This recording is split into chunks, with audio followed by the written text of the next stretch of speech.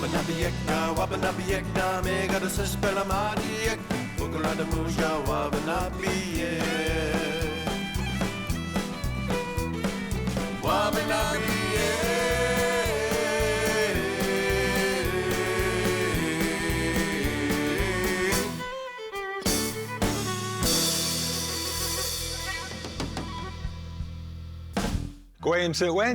Today we're in my home community of Whalesong, and we are here at Mawita'mk with the Executive Director, Rosie Sylliboy. Great, Rosie. Great, Jarvis, Medowlin. Oh, well, I gotta go. Oh, Willie. So we're here at Mawita'mk, and can we help explain to our viewers what does Mawita'mk mean, some of its history, and how it serves and helps people here in our communities? So Mawita'mk means a place where we gather. And it was created by 3 siblings that went to residential school and wanted to make sure that nobody else from the community was sent away for services, because they knew what it was like to be isolated and away from community. So at that time, they reached out to a friend of theirs, Tom Gunn. Tom Gunn had started the L'Arche community in Orangedale, and that was for a home for persons with disabilities. So they said, well, we need one for Mi'kmaq people with disabilities. So Tom said, sure, I'll help you guys. And when they started, they figured out that the rules were different.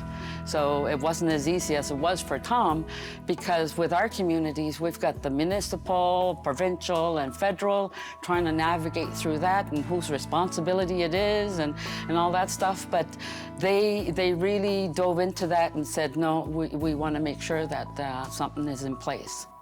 As a lawyer, I've done some human rights law work before with the Indian Act, and as I understood, in getting more support with Mawita'mk, there were some discussions about human rights laws and human rights. The government had passed a moratorium on residential homes back in the 1988 or something like that.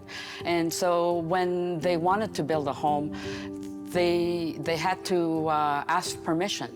And so when they looked to the lawyers for all that information, they said, well, this is a human rights issue. We should be able to live in our own community and all that. And they said, well, let's go to court. And so when they started talking, and what's that, the 11th hour, or, just when they said, fine, you get to build your own home, but we don't have funding. So if anybody knew my mother, Margaret, she didn't take no for an answer. So she said, okay, well, I need to reach out to the chiefs. So she asked Tom and Uncle Ben at that time, let's make a presentation to the chiefs. So that's what they did. And when they made a presentation to the 5 Unama'ki chiefs, they gave up a house in each of their communities and gave that gift to Mawita'mk. So we know housing is such a big issue in our community, so that was an amazing gift. So from there, they were able to build a house and supported apartments. But still, there was other barriers. We needed training. And so Tom developed a training course on introduction to disabilities. But this course was different because it talked about the two-eyed seeing, Wapanabiekna. What Wapanabiekna is, bringing the best of both worlds together. And that was a phrase coined by our elder, Albert Marshall. And so it was important to bring the best of the Western world and the Indigenous world together, and to make sure that both are valued. And so from there, it was a 14-week program, and from that, they hired the staff. So they were the original staff of Mawita'mk. You mentioned earlier, I thought it was amazing. What I did not know was that each of the other 4 Unama'ki communities, to help support the establishment of Mawita'mk, gave up a house, and I thought that was amazing, just our communities coming together to help out with this very important gap in services for people with disabilities in our communities. So in Whalesong, where's the Mawita'mk, the residential areas now? So we're located on Subdivision Road in our community, and we sort of blend in like any other home in the community. So there's no sign saying Mawita'mk or whatever, because we want to be just like part of the community. But we also have a work program. and because we want to do some meaningful work. So the work that we do here at our center here, it has a lot to do with bringing back what we lost. Our birdhouses are created by one of our members, Loli Gould, and this is his work program. So each member has a customized work program, what they want to do, because we have a 4-directional goal setting, and that's using the holistic model. And it's like, okay, well, what would you like to do? And one of the things that he wanted to do was these crafts. So this is what he does, and he'll make a birdhouse, and then he'll take it down to the salite, which is an auction when somebody passes away. And so this is him giving back to community. A lovely, lovely gesture. I see some dolls here too. What are these made out of? Well, these are made out of birch bark. So like I was saying, we're trying to reconnect and reclaim a lot of our traditions and using the natural stuff. One of the things is we need to make sure that we're sustainable, because we're brought up with a concept of nedugalimk, where you only take what you need. So when we're harvesting birch bark, we need to make sure that this is when the fireflies are out. Once the fireflies are out, that's when you can harvest the birch bark. So we need to make sure that those important times in nature, that we respect those teachings. It's beautiful. And, just to honor for the next 7 generations that come, that they'll be able to harvest the same stuff. Leave enough for them for the future, so on and so forth. Exactly, yeah. Excellent. Yeah.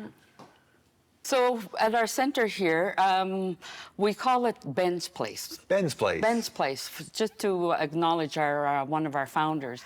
When I heard that this building was for sale, it was like, wow, I really need to reach out to John Prosper. I went to my board and I told them, and they gave me an amount to work with, and I went and spoke with John Prosper, and he gave me a number, and it was like, wow, yes. This is an amazing gift. So when we came into the building, we needed to gut the whole building, because working with people with disabilities, we work with our elders, we needed a place that was accessible. Switches are down low as if somebody's in a wheelchair. We've got wide hallways, and we've got the washer and dryer here because we want to work with leather. We want to work with making drums.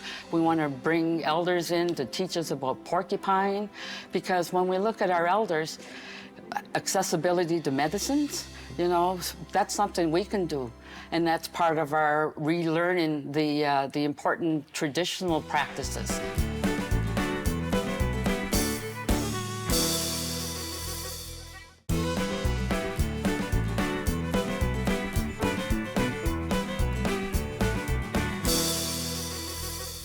Did you know that often after a funeral takes place in a community, there's an event, an auction, called a soliday? People donate items and folks bid on them. Sometimes they'll outbid someone else and then turn around and then just give them the item. Other times they will overbid or overpay on them. All the money, all the proceeds go to help pay for the funeral expenses. Micmac were historically reciprocal with each other and the environment. And a soliday is a modern example of that taking place in our communities. When Uncle Ben, Grand Chief Ben, passed away, a local artist in our community, Whitney Gould, did this amazing painting and put it in the solite.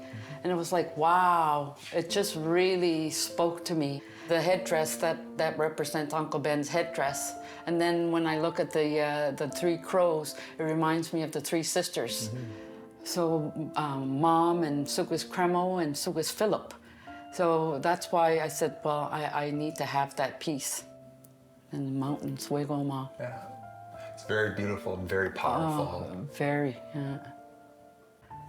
And the ladybug story, that one was created by Eva Nicholas, another local artist, and it talks about, it represents the ladybug story for Phyllis.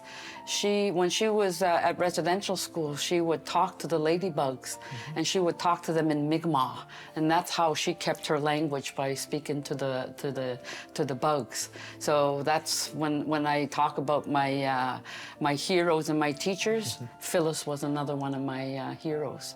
And I'm also proud to say she was also one of mine, as she was my Mi'kmaq language teacher back in high school here. Oh, so, nice. Yes. Nice. Language is so important. We know in Whalesong here, it was either Whalesong or Whalebach. And I remember when that term changed, I wondered, well, why did it change? And I thought it was to help the non-speaker to be able to say the word. And then when I reached out to my elder, Josephine Peck, she told me it was what was happening on the land. One was winter and one was summer. And I was like, wow. So that's stuff that we lost. So when we talk about disabilities, we need to talk about cultural disability too. And that whole connection to land, because we don't have land. So that's it's added to our disability. So now what we do here, like I said, it's reconnecting back to land, reconnecting back to our elders, to the teachings. And so from there, we're reconnecting back to community too. You know, we're the very first Mi'kmaq charitable organization.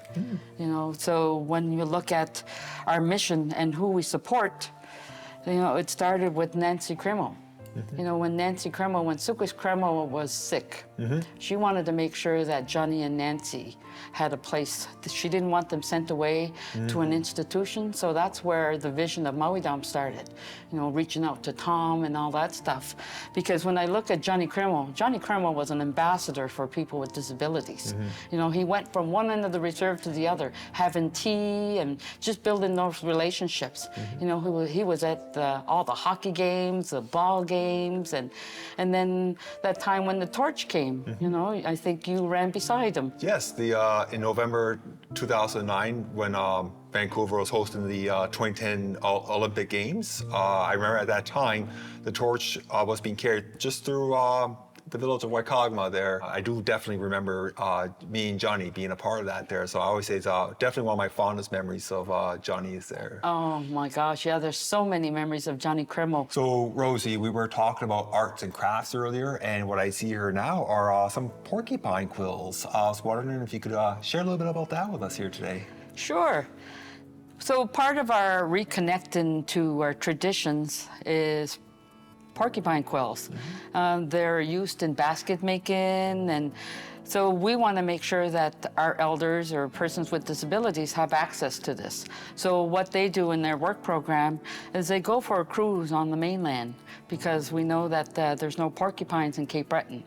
So what they'll do is they've got a little kit prepared. They'll put it in the trunk, and it has a shovel and sponge and gloves and a way just to take the porcupine and bring it back. And once they bring it back here, then they prepare it, and with being careful not to get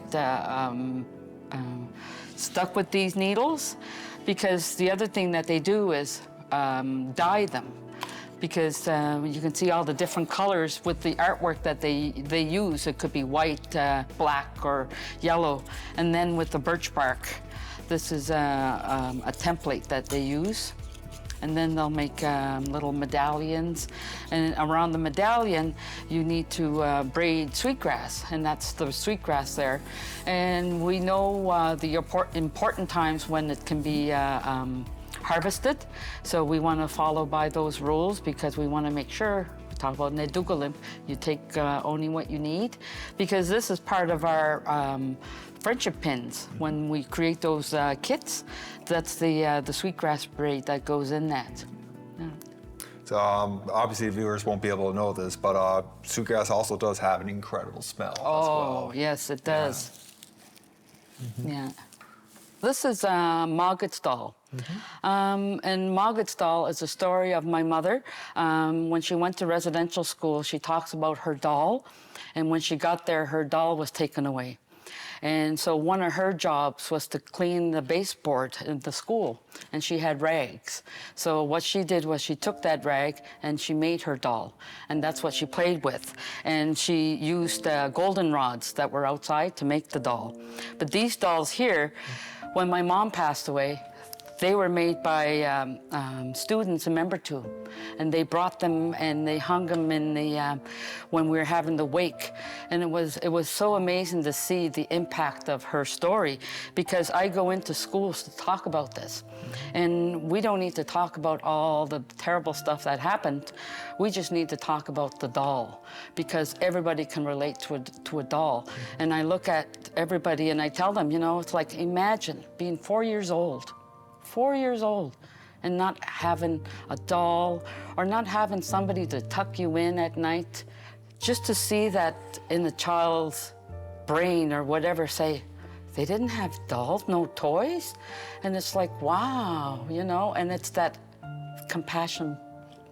And that's all you need to talk about, you know, get the heart. Your mother, Margaret, being such an integral part in the creation of Mawita'mk, that like it's kind of like come full circle that a gift from Membertou students is now here resting with Mawita'mk. That was a part of your mother's legacy, along with the baskets here as well too, and everything else.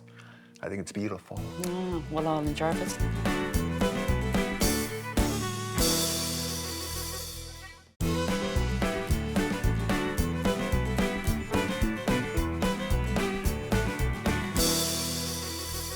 Did you know that one of the largest class action lawsuits in Canadian history, worth over $1 billion, was initiated by a Mi'kmaq woman? Nora Bernard filed a class action lawsuit for compensation for those who attended the Indian residential school in Shubenacadie. After filing, other survivors from other schools filed similar lawsuits. Eventually, all these lawsuits were rolled into one, resulted in the Indian Residential School Settlement Agreement. This agreement includes a common experience payment, an independent assessment process regarding various abuses, healing, commemorative activities, and the establishment of the Truth and Reconciliation Commission. You know, we need to know who we are. You know, when I work in the area of mental health, identity is so important. And we've got an amazing creation story that I never learned about until I was in my 40s. And it was like, wow, imagine if a 4-year-old were to grow up learning that creation story, that's identity. So that's what we work on too, is that whole identity. You know, not only who are we, that authentic part, you know. So, and we've got so many people that are already doing amazing work in our community. So we reach out to those elders that, you know, are willing to teach those teachings. For some people, residential schools left an impact in our lives, but it's time for a positive one, because we need to honor those people that went there. You know, they're our teachers. Of course, I work with Della McGuire with the Mi'kmaq First Nation Healing Society. And then we've got Margaret Peltier, she's part of our board. And this was Grand Chief Ben Sylliboy, Uncle Ben, and my mother, Margaret. And then there's other people, Lottie, Rita Jo, this was my Aunt Teresa Crimo, and Phyllis with the Ladybug story. So these are all my heroes, because they continue with that healing of residential school with the teachings that go with it, because we need to teach the next generations of the impacts that residential school had. Maui Abona Marutinich means let us all help one another. So this was a gathering that happened with residential school survivors back in the early 2000s. That's when I worked for the Mi'kmaq First Nation Healing Society. That's where I learned the impacts of residential school, connecting it to addictions and all that stuff. But it was a part where my healing journey started. And one of the things that was developed was a friendship pin. And the friendship pin was developed by one of our members of our board, and that's Margaret Peltier. So what the meaning behind this is, you've got 2 rings, meaning that you're never alone. And then you've got the 4 colors of man. And then you've got the feather here that filters out all the negative energy, and the shell that represents the East Coast. This is something that we use with our program because our members make kits. So all people have to do is put it together, and we'll reach out to Margaret, and she'll come and talk about a story on residential school or something. Wow. This basket collection that used to belong to your mother, which now here rests with Mawita'mk here, baskets can sometimes have an incredible individual story attached to them because we know who the creators of those baskets are. And down here we have 3 incredible, beautiful baskets. I was wondering if you can share a bit about those and stories behind them. Oh, for sure. So this basket was made by our elder, who is no longer with us, Caroline Gould, and she was an amazing teacher. And when you talk about baskets, you can't not talk about baskets without talking about Caroline Gould, because she's taught so many people in the community to carry this on, and the language that goes with it. Because when we look at climate change, you know, ash is not available to us now. So we have to make do with what is available. So we reach out to our elder, like Ernest Johnson, who says, you know, well, you can use this tool. So we bought a tool off of him, and it's to help make basket strips or flower strips to work with midi or poplar, because not being able to have access to ash, we have to adapt. This is actually a basket that was made by my mom. And when I look at that, it was like, oh, you know, my mom has passed on, but just to hold something that she made, you know, and she put her heart into this, because I know her teacher, Caroline, would be so proud of that. And this is another Caroline Gould basket. And that's why it's important, because there's so many different styles, like the jigajig, the different parts of a basket, because we talk about different twists. I know they talk about the castle bait twist. So when somebody looks at a basket, they can practically pick out who made that basket. You know, there's baskets here that were made from my great-great-grandmother. And so when people come in, they see it. And I've had somebody say, you know, I'd really like to see this basket because I like to make a copy of it. And then making basket kits. You know, our members are going to be making basket kits for reaching out to NSCC or other different organizations that want an elder to come in to talk about their experience at residential school. So while they're doing that, they're making a basket, you know, sharing the story. And that's also created by our members by making a kit available for them, so they just take and make a basket. Keeping our arts and culture and craft alive and going there. Oh, for sure. The other amazing art piece I've seen here is an incredible painting on the wall there of an Indigenous woman with the common red hand face paint mark on her. So that painting, I bought that at the Salite. So I saw that piece, and it was personal for me, because we know the murdered and missing in our communities. So that's why that's here.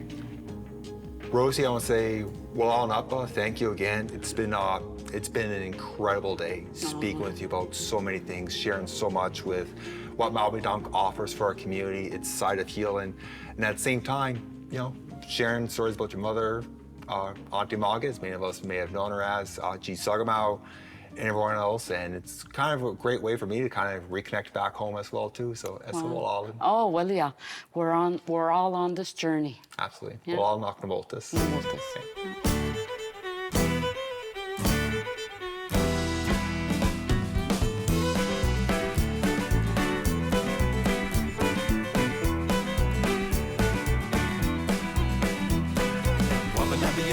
Wabanabiekna, mega the Sespelamadiek, Bukulana Muja, Wabanabiek. Bukulana Muja, Wabanabiek, Bukulana Muja, Wabanabiek, Bukulana Muja, Wabanabiek. Bukulana Muja, Samwayak, Bukte, which are Wabasamwayak, Bukulana Muja, Wabasamwayak. Wabanabiek, mega the Sespelamadiek.